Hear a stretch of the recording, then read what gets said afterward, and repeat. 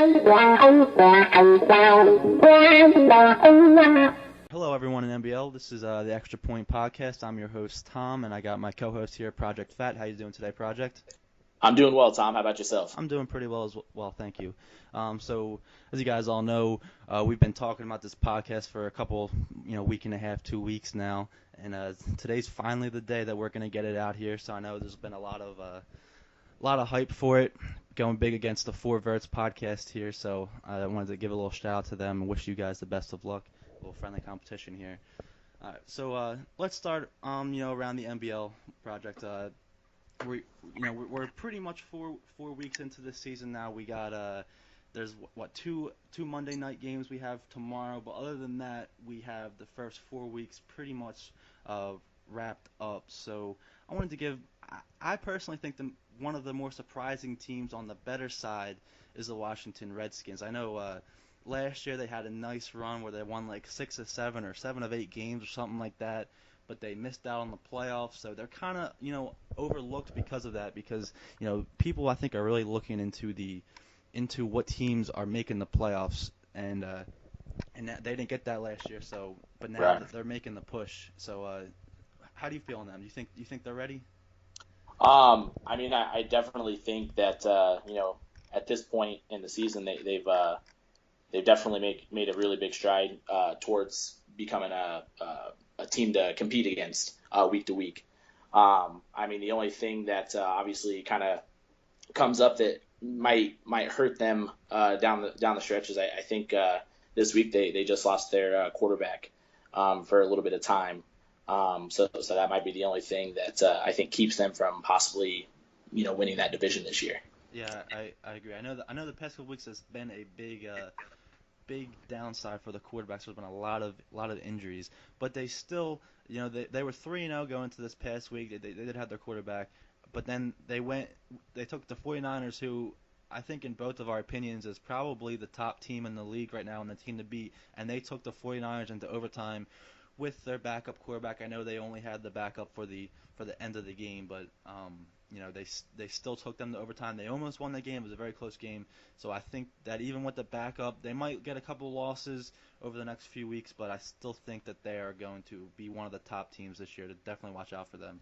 So let's flip it over to the other end of the spectrum now, and do you have any big surprising teams on who we really thought was going to come out popping this year and really full head of steam that is not doing that? I think that one's real simple. The New Orleans Saints in the NFC South. Absolutely. Just definitely back-to-back division champs. Kind of came out of the season last year and headed into this season really talking about how they're ready to make this their statement season, and yet to do that. Only one game so far this year, and it just haven't really looked impressive like they have in the last couple of seasons. Yeah, I agree with that. I know last year they were battling with the 49ers for the top team the whole year. They lost a tough game in the playoffs to the Detroit Lions. That kind of ended their season there. But I know he had, like you said, a lot of talk in free agency. I know he was big on signing Shane Gresham. However, maybe he put too much eggs in that basket, and when he didn't get them, maybe that kind of, the bottom fell out of his free agency with that, and he put too much money into him, and he didn't send the money to the other players that weren't that top tier but still elite guys. So maybe Right. that really contributed to to him being 1-2 at this point of the season.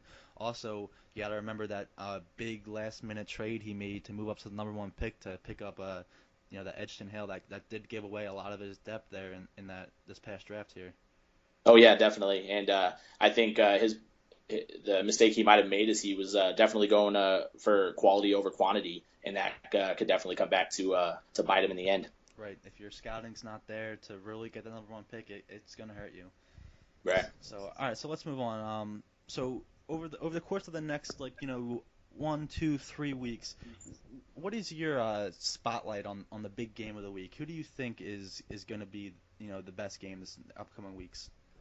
Well, I was really excited about this because I think the game coming up in the next week is going to be the Jags and the Cincinnati Bengals. Right. I mean, we all know they're four Verts co-host over there on the opposing podcast, and so it just makes me think: is this something that could possibly create some tension on the podcast, and possibly break up that you know team team spirit that they have over there on the Four Verts podcast?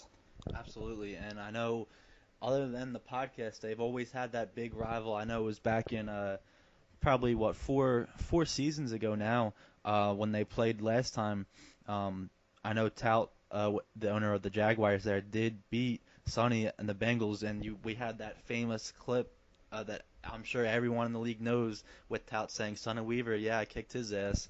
So this gets to be that rematch there. So it's definitely going to be a good one. What do you think? What do you think each side has to do to win that game? I think big key for the Jacksonville Jaguars is just play tough on defense. Kind of contain that wide receiver out there, Alberry, and just don't let him make too many big plays. Right. I think that's the most important for the Jaguars to come out on top there. And then as far as the Bengals, once again, it comes down to it is defense once again. Everyone is very, very aware of how much Tout likes to throw the deep ball, and so I think it's key for Sonny and the Cincinnati Bengals to make sure he doesn't give that up one too many times. I agree. That's definitely probably what each side has to do to win the game. So now let's fast forward. That's our game for next week. So let's go forward 2 weeks, and my game of the week. I think one of the biggest games in 2 weeks is going to be the defending Super Bowl champions Detroit Lions, and they are going to be playing the Green Bay Packers. And now, obviously, these are going to be two powerhouse teams going on each other, but why I think this is the game of the week is mostly focusing on the Packers. If you look at the Packers' upcoming schedule, they play, that's their first game against the Lions, and they go into a bye week, and then they play the Lions again following that, and then they have a series of about 3 or 4 games where they're playing some top teams.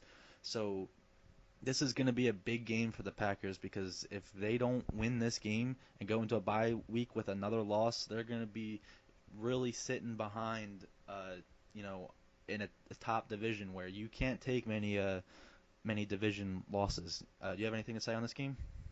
I mean, I think you hit it right on the head there. And then not only that, if you kind of look a little bit further ahead, just after that bye week, I think if I remember correctly, their first game coming out of that bye week is once again against the Detroit Lions as well. Right. So Yes. it's definitely going to be a big statement game for them, just to kind of solidify themselves at the top. Absolutely, and I think it's gonna be interesting too, because you kind of got, uh, offensively speaking, two teams on like opposite ends of the spectrums. I know everyone knows the Packers to be a real, air it out kind of team. They got Eddie Lacy on the ground who can really take it to the house, but they got Golston, they got Jameson, and I forget the other wide receiver's name, but he's not that big guy. But they got the two big guys on the outside. They can really stretch the field.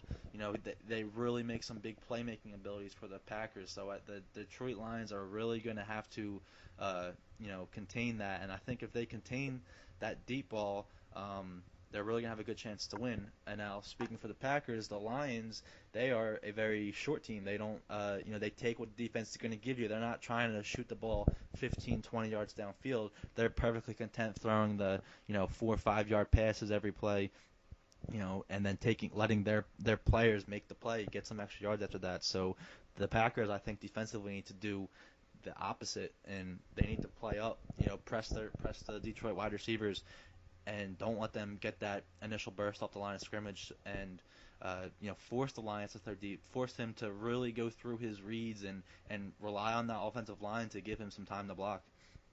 Right. Yeah, for sure. And I mean, one thing that's I think a lot of teams are struggling with as well for the Lions. You really got to force the pass and play the pass well, because he's right now not succeeding running the ball. Right. So he's kind of having to rely on the passing game a lot more. So if you can take that away from him, I think you have a really good chance of coming out on top. Absolutely. All right, so next we're going to move into a segment we have here where it's going to be called NBL's Top 10 in 10.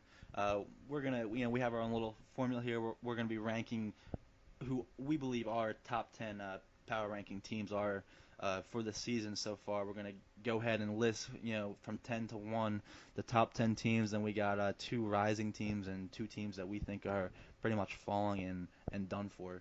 So so at number 10 here, we got the San Diego Chargers. They're coming in with a 2-1 record right now. And at number 9, we have the Steelers, who are also 2-1. Broncos at number 8, who again are 2-1. And those are the teams that we have at the bottom of the top 10 list right here. They've lost a couple they've lost one tough game to not so great opponents, which is why we have them down here towards the bottom of the list. Do you think that these teams are going to be making pushes going forward, or do you think they're going to kind of bottom out here at the lower end of the top 10? I think they're going to bottom out more than anything. I just think, like you said already, they've lost to maybe a team that they shouldn't have normally lost to, and just kind of looking just in that division, especially with the Broncos and the Chargers, the Chiefs definitely the team to beat there. And if they continue to drop these games that they should be winning, it's going to be difficult for them to make a run. Absolutely. So then at number 7 here we have the Green Bay Packers, who personally I think they might start falling out of that number 7 spot. We had them a little higher last week, but they just lost to my Minnesota Vikings this past week actually, so that sent them down a little bit. And like we just talked about earlier, they have a really, really tough schedule coming up. They got, like I said, they have a fairly easy game next week. But after that, they have the Lions, bye week, Lions, and then a couple more tough games. Do you agree with the Packers going to be possibly falling out to this point? Yeah, I mean, honestly, I think that they will ultimately, but it's going to go either way. It's just going to come down to those next few games on their schedule, and how they can what they can do, and if they're able to come out with a W at the end of it. Absolutely. So then we have at number 6 here we have the Kansas City Chiefs. At number 5 we have Detroit Lions. I think this was personally probably one of the harder two teams to choose from for 5 and 6. You got the Chiefs, who are 3-0, undefeated on the season. They are one of the remaining Monday night games, so they're going to go ahead and get their fourth game in next week. And then you got the Lions, who are 3-1 here. And I think the reason here we have the Chiefs behind the Lions, even though the Chiefs are the undefeated team, is the Chiefs. They lost Charleston Orr for a couple weeks, and we just heard that recent news about the Ego House suspension. He's going to be out for another 2 weeks. So I'm thinking it's going to be tough for I think they're still going to get their wins, but I think it's going to be tough for them to stay at that top tier level that they've been at. Meanwhile, the Lions, they did lose week 1 to the Bears, but they came on. They beat the Saints, who we thought were going to be a top team, who still possibly could be. Then they went and beat the Vikings, and then they went and beat the Falcons in a really close game. So I think that 5 is definitely the Lions, and 6 is going to be the Chiefs here. Yeah, and I mean, especially with the Lions, the big thing to kind of think about with them is their last few games that they've won, especially the one most recently against the Falcons, is they're playing tough at the end of the game, and winning in the trenches, and coming out with the big plays, and winning at the end, and just not what's the word I'm looking for? They're not folding under pressure, right? More or less. So. Right. I think also with the Lions, what they've showed in the past few weeks is that they can really win in all situations. When they beat my Vikings last week, it was like a kind of a shootout. They put up 24 points, we put up 17, so it was a pretty high scoring game. And now this past week against the Falcons, who've been coming on pretty hot, they won a 9-6 game. No one even scored a touchdown in that game, so it was a very defensive game, and they still won. So kind of showing the Lions are capable of playing all sides of the field. Right, exactly, and the Chiefs as well. You just look at their schedule. Another reason why I think they're below the Lions on the top 10 list here is their schedule's ultimately just been that much easier than the Lions thus far. So beating the Patriots in week 1, and then the Buccaneers in week 2, and then coming out and shutting out the Jets in week 3. So right, they've although they are undefeated, they have won with force. They came in, they blew out most of the teams. I don't think they were in any really close games, but like you said, they did have that weaker schedule with the Buccaneers. They're a very solid team, but they haven't really done too much over the past couple seasons. We all know about the Patriots owner flux. I know that was covered in the Four Verts podcast with owners, they're bidding on the team. They have the team and they're pulling out last minute. So that team's been in flux. That was an easy win for the Chiefs. And then, like you said, the Jets, who is a solid team. I think they won back-to-back division championships in their Hmm. division over there, but definitely still one of the not the top teams there. So let's go ahead now and move into the top four, which I think is we have them ranked 1 through 4, but they're all really close here. There's not much separating these teams. We have at number 4, we have the Washington Redskins, the New York Giants at 3, Chicago Bears at 2, and the 49ers at 1. I know all of these teams going into last week were undefeated, and the 49ers and the Redskins, as we previously said, they did play this past week. And despite losing the starting quarterback for Redskins, they did bring that game into overtime, and they almost pulled it out against the number one 49ers. So I think that was a great showing for them, and I'm not going to bump them down in the power rankings too much from that loss because I think they definitely still have what it takes to make a big push. Yeah, for sure. I mean, they definitely proved that, like you said. They lost their starting quarterback later on in that game, and they still pushed the 49ers into overtime and had a chance to win it. So Right. And now number 2 and 3 with the Bears and the Giants. Both teams are undefeated. However, the Bears had one big game week 1 against the Detroit Lions, which they did win, but their other 3 victories have been against a little lesser opponents, so it's kind of hard to get a true taste of what the Bears are this year. However, being in the division and playing them in past seasons, I do think that they are where they deserve to be. Their team is always a top team, a tough team to beat. So I think that they deserve to be where they're at. And the Giants at 3, I know they were a very tough team last year. They didn't really lose too much. They were the coveted team in free agency. They brought in Shane and Gresham, who was by far the top name. So they got that big added offensive weapon there. So it's still, I guess, to be seen where these teams are going to end up though once they get in the better competition. But I do think they're going to stay put where they're at here. yeah, definitely agree. I think you said it all.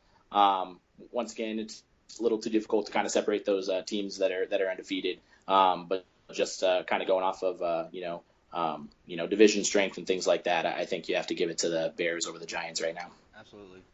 So now for our top 2 falling, or not, sorry, not top 2, but our 2 falling teams who we think are really coming, who are in the top 10 now, or possibly not in the top 10, but just really gonna lose their spot in the power rankings.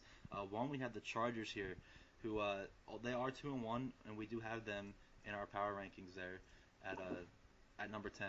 But they just lost to the Saints here, who going into the game the Saints were 0-2. So uh, you know with that loss to them, with the loss to the Saints, I think it's really bringing the Chargers down. The Chargers were undefeated at this point, and the Saints were winless at this point. And in a division that the Chargers are in, the AFC West there, you can't afford many losses to these not top talent teams. They are with the Chiefs there and the Broncos there. They are a powerhouse team. They're going to be winning pretty much all the time. So these losses against these lesser teams are really going to hurt the Chargers in the long run. Yeah, for sure. It definitely isn't going to make the road any easier down the stretch because now they're playing the games outside their divisions, and I think their next couple of games are going to be inside that division, so that's going to kind of be a true test of where they're at. But just kind of with that last loss that they have kind of hanging over their heads, it's definitely a concerning sign for that team.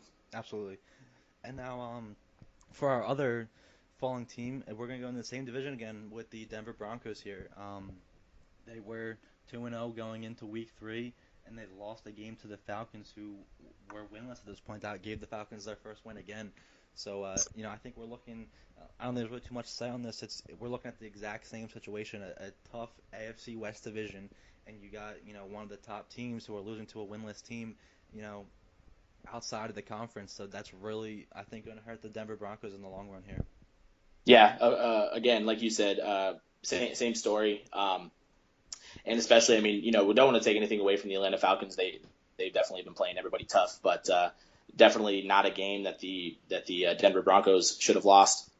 And it's just gonna. I think looking back at the end of the season, it's gonna be one that they're really gonna regret giving up. Absolutely. So now for our rising teams, the teams I think people really need to look out for. First team we have here is the Jacksonville Jaguars. Um, I know Tout was talking out his ass the first few the offseason weeks about the splash he was going to make in free agency and how he was, as he coined it, going full tout in free agency. He was really going to be signing all the guys because he had funds and he knows he's got to win now. Um, so coming out of free agency and everything, I think a lot of teams were really disappointed in what he did. He made some questionable calls in the beginning of free agency, which really strapped him later on. So, like I said, he received a lot of criticism for that. So now starting the season, though, I think he's lived up to the hype that he's given himself. Week one, he lost to my Vikings here, but that was a tough game. It was a 3-point game. It went down to the end. So, I can't fault him for that. Then he comes back strong week two, beating the Colts, who it's a tough AFC South division. It's hard to tell if the teams aren't that good because they always have lower records, or if they're good, but they just beat up on each other so much, what gives them a lower record. So the Colts, Right. arguably, one of the arguably the best team in the AFC South there. Tout with his Jaguars did beat them easily, 30-14. But then he did come out next week losing to his division opponent, the Texans, but that was only a one-score game. And then he comes out and shuts out the Bills. So I think he's definitely made his point. He's coming on strong this year, and I think he's definitely poised to possibly make his first playoff run. Yeah, agree, and I can definitely speak to the criticism side of things. As I'm sure some of you know, I did the bold predictions, and he was definitely a team that I called out at 3-13 before the season, due to that. From what I saw, weak free agency off season, but yeah, definitely he's kind of played some really big games, and I think he's out to prove everybody wrong, and there's nothing wrong with that. Absolutely. So now for our last rising team here, not to try to toot my own horn or anything, but we have the Vikings as the last rising team here. Like we just covered, week one we came out, we beat the Jaguars in a very close game, and then we played two top teams in the Packers in week two, which the score shows was a pretty lopsided game, but we actually held the lead almost that whole game. We made some crucial errors at the very end of the game, which really turned it around and led to the lopsided score it was. And then we played the Detroit Lions in week three, and that was another tough game. It was a one-score game. There was no turnovers. It was just constant battle. But again, we did not pull it out. However, going into week four, we played the Packers, who were 3-0 at this point. They were a top team. We had them ranked I think number 4 last week in our power rankings. So we did go out and give the Packers their first loss. So I think that, my Vikings are they're getting it together. They're playing a lot better defense. The offense is clicking. We're not turning it over so much. So I think I'm hoping we can make a nice push with the upcoming weeks here. Yeah, definitely. I know at the beginning of the season as well. Once again, going back to my bold predictions, you're one of the teams that I chose to kind of be one of the most improved. Once again, we talked about you didn't have the greatest season last year, right? It was not arguably actually. I said I was always going to set an NBL record, and that was an NBL record. The only team to never win a game in a season. Not a proud record, but a record. nonetheless. But yeah, so I definitely think you have a schedule that you can work with, and obviously, I don't think any of these games are ever going to be easy games. It's always going to be hard fought.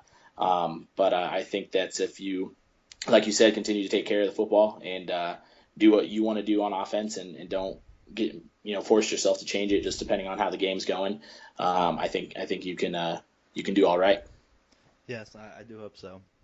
So that's good. We'll wrap up our NBL 10 in 10 So now let's move to our next portion of our podcast here, and this is gonna be focused on stats. We're gonna with this portion of our podcast each week, we're gonna look at who our player of the last 3 weeks is, and who our go to the last 3 weeks is. You know, who has been severely underperforming what they've expected of them, and also then our one of our special parts of the segment, we're going to be taking someone who was drafted in this past draft. You know, everyone knows the Odell Beckhams of the league, the Adrian Petersons, the Colin Kaepernicks. We all know who those guys are, but not a lot of people are always familiar with the players brought in from the draft. So we're going to go ahead and spotlight one rookie each week in our podcast here. So that will be the last part we hit in this segment of our podcast. So let's start off with our top player of the week, and I have to give Markel Ryan the top player of the week. He's been phenomenal. There's no other words to describe it. He's absolutely ran over every single team he's played. He's over the past 4 games, he's ran for a total of 6 touchdowns. He has ran for a minimum of 119 yards per game. He's averaging an astounding 8.1 yards per carry. I mean, this guy is unstoppable. He is absolutely running over defenses, and I don't see how we can give the player of the week to anyone else. Yeah, definitely. Speaks for itself. Definitely wouldn't be able to look at anyone else right now at this point in time. Like you said, just the numbers are ridiculous at this point, and if it's definitely fun to watch, and I hope he can kind of continue that success in Chicago. Absolutely. I mean, I don't want to say it too early, but we are looking at an MVP type season from Markel Ryan here. Yep, for sure. All right, so now let's flip it over and look at our goat of the week. Who's really been underperforming. This was kind of tough to pick one out here, and mainly because the player that I really thought deserved it is the one I picked, but not everyone had high expectations from him. The player I'm going with here is Justin Sims, the quarterback of the Cowboys. He back in 2016, he was the first pick of the draft. He was supposed to come in and change that Cowboys franchise. Never panned out to it. Was released by the Cowboys last year. However, they went into free agency and brought him back because they still think that he is the answer. So they had high expectations for him. So now, after 4 weeks, he has been awful. He was pulled week 4 against the Tampa Bay Buccaneers and replaced by their backup quarterback. He is throwing an awful 346 yards through 3 games. Through 4 games. He's barely averaging 100 yards per game. He's only thrown 1 touchdown pass, and he's thrown 9 interceptions. His quarterback rating is awful at 29.8, and his average yards per throw, again, is pathetic at 5.3. He is absolutely not lived up to what the Cowboys were expecting of him here. Oh yeah, for sure. I don't think just for him.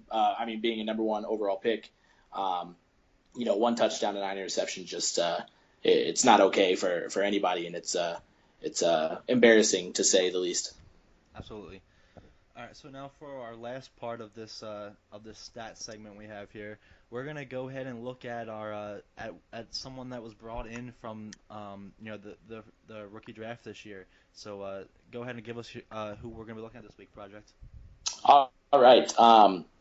So first off, I just want to say there's a lot of really good young talent out there in the league, and I just really looked at right now at this point in time who's really performing well, and that's what I decided to go with. So my spotlight player this week is going to be a wide receiver.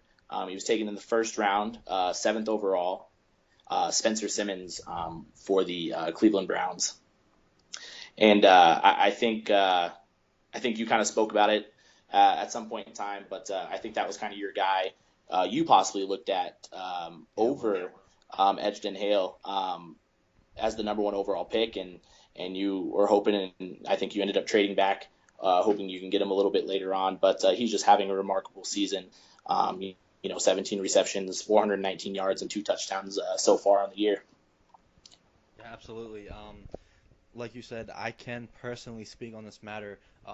After we had a terrible season last year, we held that number 1 pick in the draft, and we heard the buzz around the league about Edgerton Hale. Edgerton Hale, that's all anyone was talking about. He was the guy in the draft.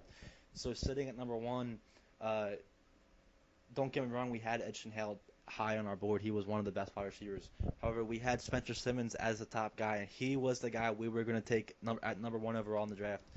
But after hearing this Edgerton Hale talk constantly, we decide, you know what? Let's drop back slightly in this draft. We're going to take some extra picks here to move back a few picks, and we're still going to be able to get Simmons because that buzz for Hale. So, we go ahead and do that. And, of course, Hale goes number one overall, like it was speculated for a long time. So I'm thinking, as the owner and GM here of the Vikings, that we're going to be getting this guy as a steal at the ninth pick, which we just traded back to. So we got that ninth pick. We fell 8 spots, and then we added another first-round pick. So I'm thinking, we're sitting here beautifully. As it goes down to Cleveland at number 7, and we see, him pull the card for Spencer Simmons, I think the room was just in shock because he was the guy.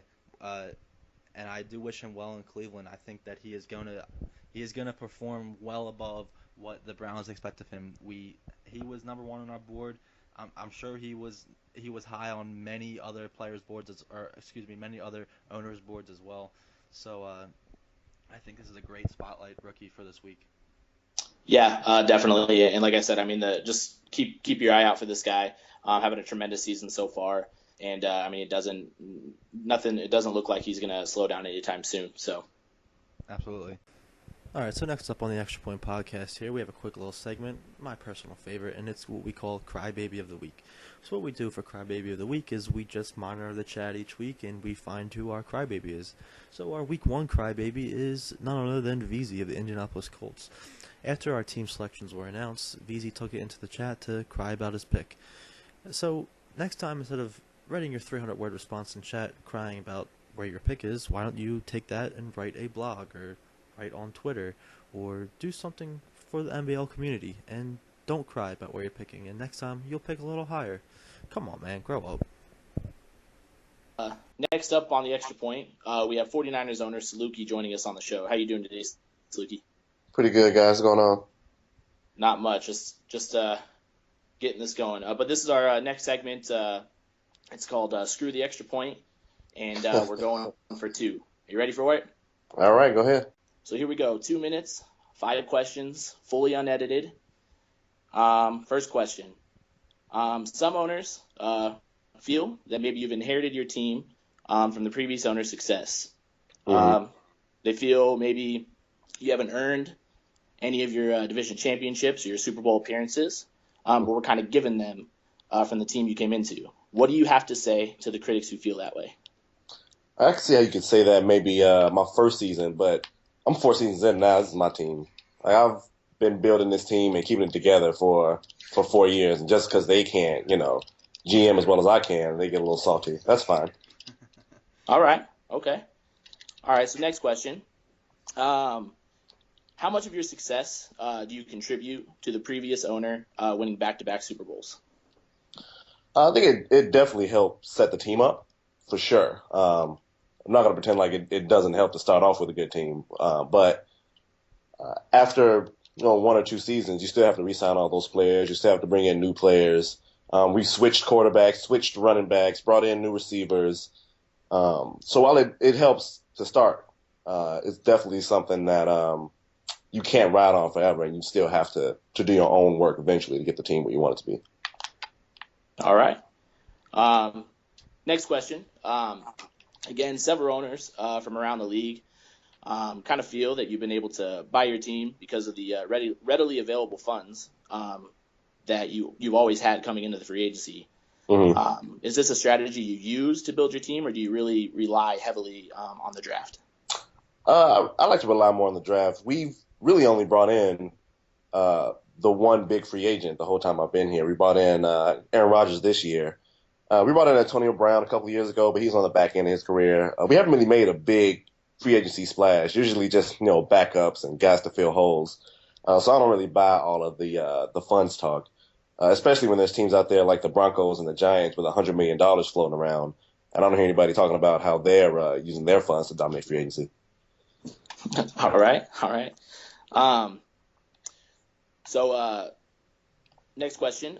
When other owners are seen tweeting and making gestures about you inheriting a powerhouse team and piggybacking off of the success of the previous owner, do you feel these are direct shots at you or rather shots at the fortunate situation that you were given?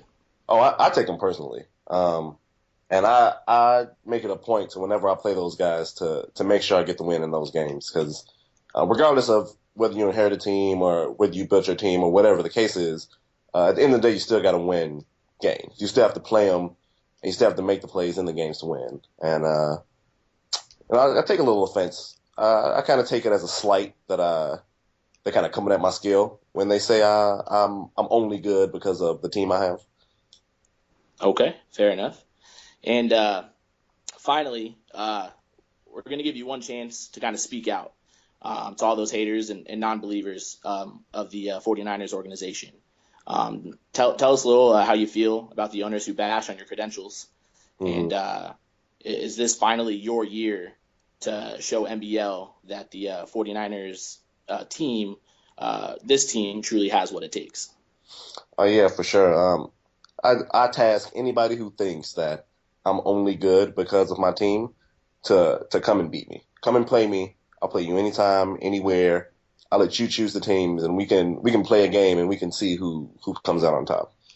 For us, the Super Bowl, as much as I want to win a Super Bowl, it's tough. Even if you can go 16-0 and lose a tough playoff game. But I think this year is probably the best chance we've had since year one to win, especially with Aaron Rodgers playing the way he's been playing this year. All right. We appreciate you coming on the show, bro, and No problem. wish you the best of luck with this season here. And but that's going to be all the time we have here for the Extra Point Podcast. So I'm Tom signing off, my co-host here, Project Fat, and we'll see you guys all next week. Thank you. Thank you. Thank you.